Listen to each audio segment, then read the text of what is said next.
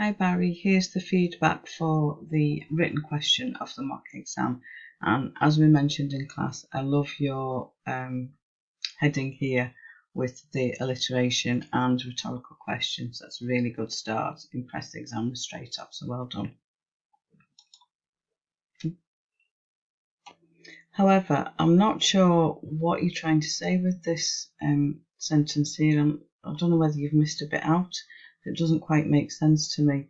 What is it about today's society, and in particular with that so-called recent survey that the Sun newspaper wrote? I don't know if there's meant to be something there. Anyway, if we move on. I like the powerful word you've used here. Absolute nonsense is really hitting it home what your opinion is. I like the way you've set it out with 4 subheadings for each of the points that you made. Study, practice, stimulation and stress. Be careful of your overuse of commas. They're still creeping in here where we shouldn't need them. You may need to revise how to avoid comma splices. In this little paragraph we've got some good use of language again, where you're saying at the other end of the scale is terror, and then the dreaded clock ticking, and in brackets Chinese water torture, which does give a good clear picture of what it's like listening, when you're struggling and the clock's ticking away. Again, in this paragraph here about stimulation, we've got overuse of comma splices leading to a very long sentence here. Here we don't need this comma, so it should either have been a full stop, a conjunction or a semicolon. And again here you could have got rid of this comma, which would have given you some shorter sentence. Don't know whether it was intentional, but we've got a good use of alliteration here again, with the 2 S's. And again here, stressful situation. You have used direct address, talking to the reader. So you said, I'm sure some of you who are reading my article can associate with it. And again here you've put, you might think, why put the stress on as a value? It's terrible. Which engages the reader and helps them to understand the points of view that you're making by putting them in that situation. You've also used inclusive language down here, where you've said every one of us has been given homework in the past, and I'm sure that most will see something familiar. So again, you're drawing the readers in by involving them in your opinions,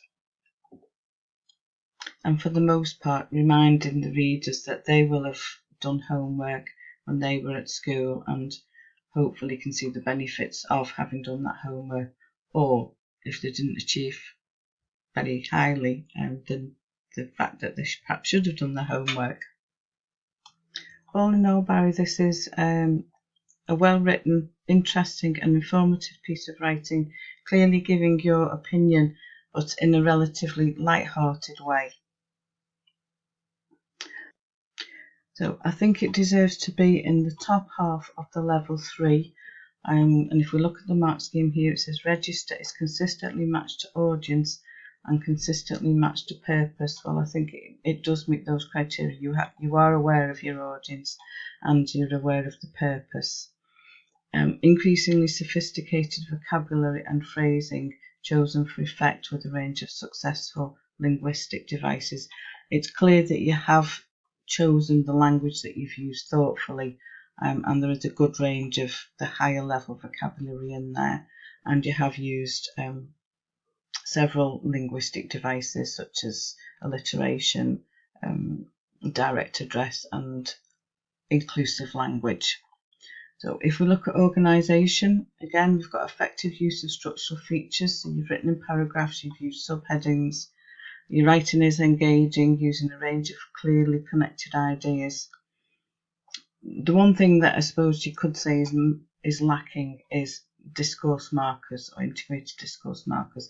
these are words like on the other hand and firstly, secondly, and so on. So we can have a look at that. However, it's not really detracted from your writing. So I would say 17 out of 24 for this part of the mark scheme. Again, I think for the technical side of things, we should be in the level 3. Your sentence demarcation is most secure and accurate, and a range of punctuation is used mostly with success.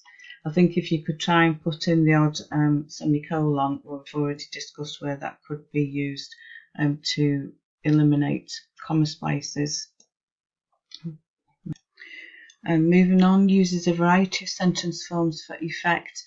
Again, I think if you try to include a very short sentence just to show the examiner that you know that these are acceptable and they can create dramatic effect. And then the next bullet point, mostly uses standard English appropriately with mostly controlled grammatical structures. That's fine, apart from this little bit here that's unclear, which I think you've just missed something out. Generally accurate spelling, including complex and irregular words. There's no issues with your spelling whatsoever there. And as I've already said, increasingly sophisticated use of vocabulary. So I think we'll go for 11 out of the possible 16 here. And I think it's just a case of trying to get this short sentence in and a semicolon, and that would have put you up in level 4. So on the whole, your written questions are extremely good, so well done, keep up the good work. You're well on target to achieve a good grade in your GCSE English in June.